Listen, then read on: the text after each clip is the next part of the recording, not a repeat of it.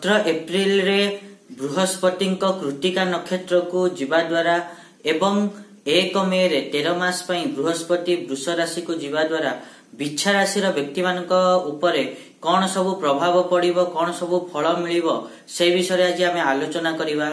नमस्कार, मु सुआशीष पुनः स्वागत करछु मो यूट्यूब चैनल को।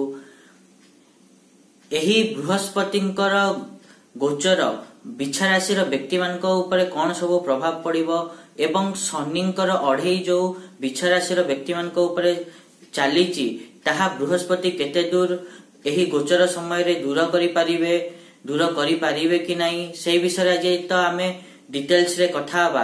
ता पूर्व सबदिन भली गोटे रिक्वेस्ट करिया चाहिए कि जो माने भी एजान चैनल को सब्सक्राइब करना सब्सक्राइब करंतु आ पाखथिबा बेल आइकन को मध्य प्रेस करंतु जा द्वारा कि मु आगु को जहां भी किछि वीडियो देबी ता नोटिफिकेशन आपण मान को ठीक समय रे मिलि जिवो।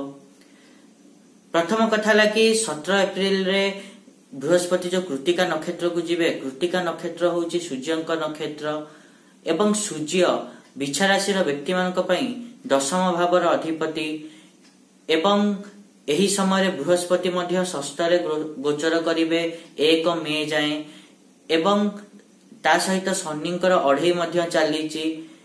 या द्वारा कौन ना आपण मानकर वर्तमान जीवन रे तो निश्चिंत रूपे समस्या रही, किंतु जो व्यक्ति माने बुद्धि रे काम नियंती लड़ई करंतीनी बुझेई सुझेई काम करंती तांको पई समय बहुत भल रही। जेमते कि सेल्स जो माने सेल्स मार्केटिंग रे अछंती, डॉक्टर अछंती, जो माने एडवाइजर अछंती तांको पई समय बहुत भल रही। एही समय रे आपण मानकर मान सम्मान रे वृद्धि घटिबो।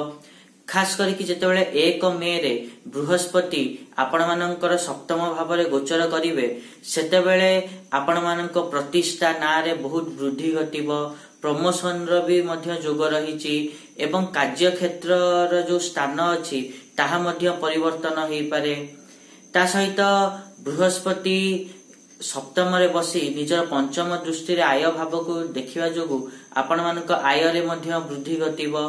ता सहित नवम दृष्टि रे तृतीय स्थान को देखिबा जोगु आपण मानक भाई भौणी थिरे मध्य वृद्धि घटिबो एवं आपण माने यदि निज भाई भौणी सहित मिसी की फैमिली बिजनेस करूचंती ताहले फैमिली बिजनेस रे आपण मानकू निज भाई भौणी थारु बहुत सपोर्ट मिलिबो।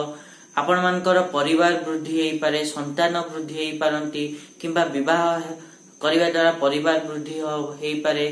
ता सहित आपण मानकर जेहेतु बृहस्पति द्वितीय एवं पंचम अधिपति होई केंद्र भाव रे गोचर करूची निहाती रूपे आपण मानकू तो धन मिलिबो।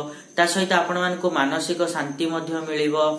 एवं जदि आमे शनि रो जो अढ़ई चलीची ता कथा कहिबा एही बृहस्पति रो गोचर शनि रो जो अढ़ई रो नकारात्मक प्रभाव को बहुत प्रतिशत कम मध्य करिदबो। जो माने पब्लिक स्पीकर अछंती, डॉक्टर अछंती तांकर एही समय प्रभाव बढ़िबो ही बढ़िबो।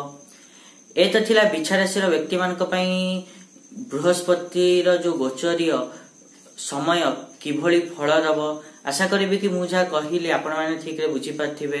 आ जदि वीडियो भल लागिची ताले निहाती रूपे वीडियो को लाइक करंतु, शेयर करंतु आ चैनल को सब्सक्राइब करिया पई तो जमाई भूलंतुनी। आज पई टिके देखावा नेक्स्ट वीडियो रे। रहुची, नमस्कार।